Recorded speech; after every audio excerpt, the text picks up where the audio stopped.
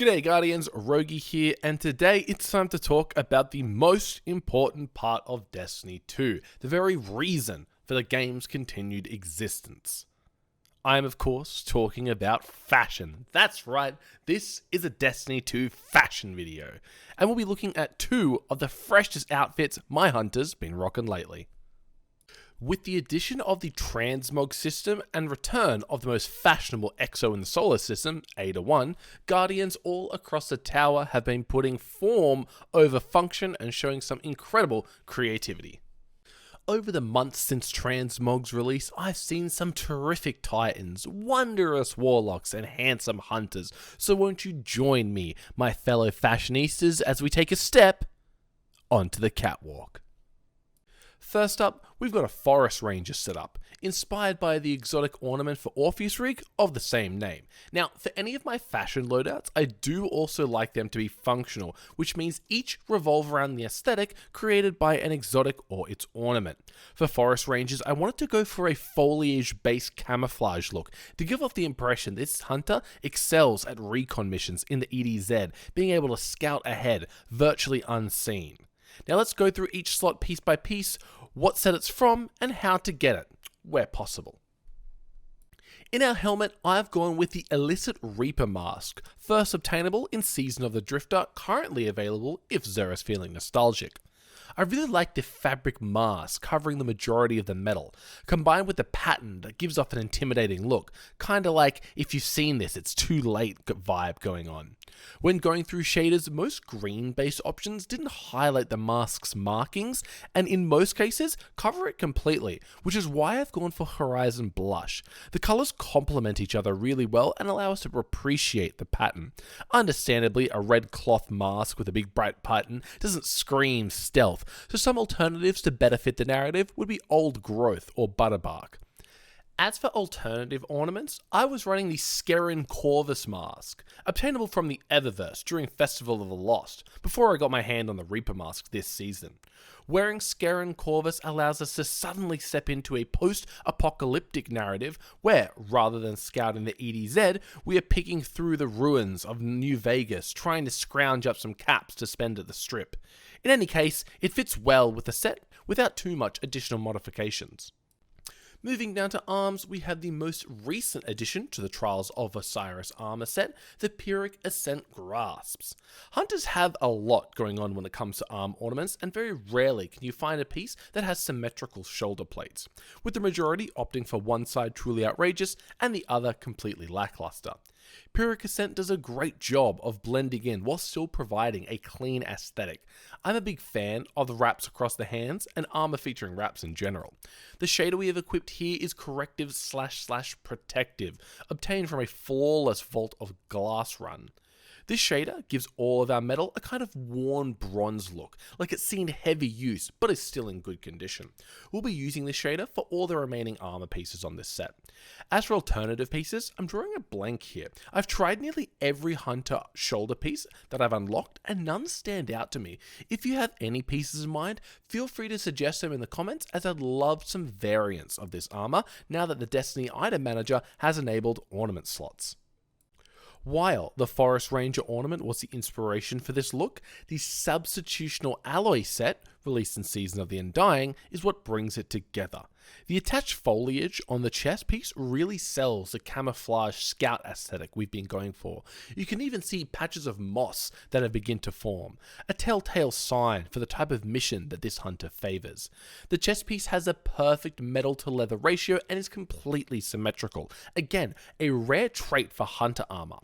In my opinion, there aren't many armor pieces I would substitute out here. The foliage and moss are just too crucial to complete this look. And like I mentioned earlier, the Corrective / Protective shader is what we've gone for. It does help to show off that while the piece is worn in, it is still cared after and maintained well.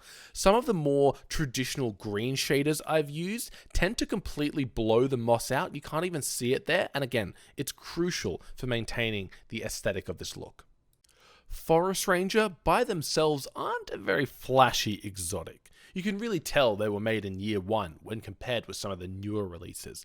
They kind of remind me of Ghillie Suit, but just the bottom half in this case.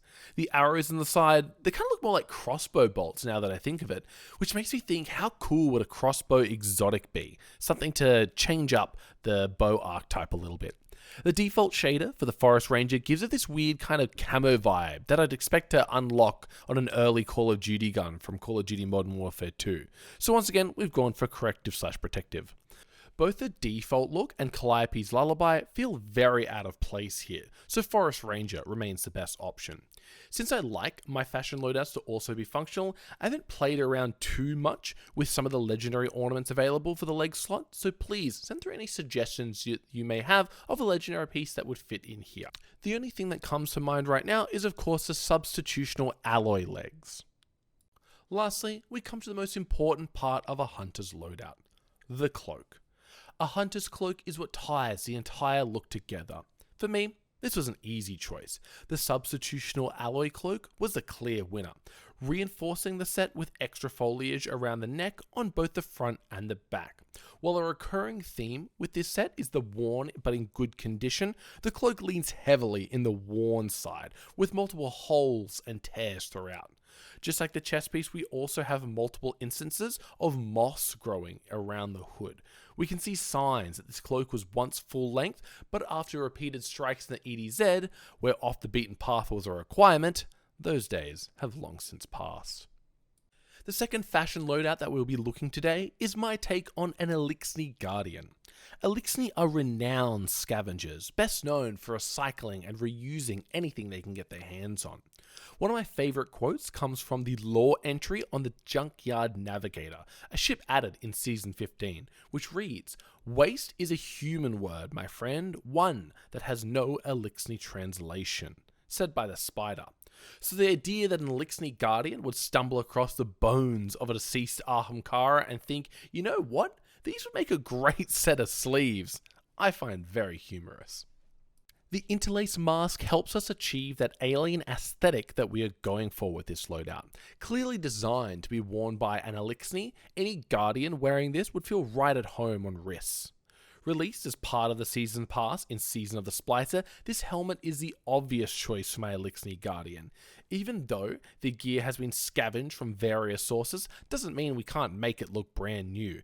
Paired with one of my favourite shaders, Bloody Tooth, our gear can look as good as new. The concept of waste was most definitely not considered here when our Guardian strapped the skull and 4 vertebrae of a deceased wish dragon to its left shoulder. A bit crude maybe, but effective nonetheless. The other shoulder, fitted with a clean yet simplistic shoulder plate and wrist strap, is a surprisingly nice look and could probably pass as its own set. The bone colouring of the bones really help it to stand out amongst the deep blacks and bright reds, giving it an eye-catching quality. Our chest piece, also from Season of the Splicer, is the Lightkin Vest. This world drop screams Eliksni design. You've got about 5 different types of pipe and tubing all interlacing throughout the front, presumably transferring ether into the helmet. We also have some circular markings on the left breastplate that are clearly of Eliksni design. Similar markings can be found amongst fallen structures and weaponry.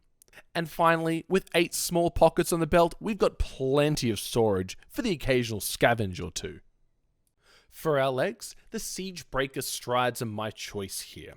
Hunter legs are typically unarmored, which I found didn't really suit the other pieces that we've got here, and I like to think that this Eliksni Hunter is still trying to scavenge enough parts to complete the other leg.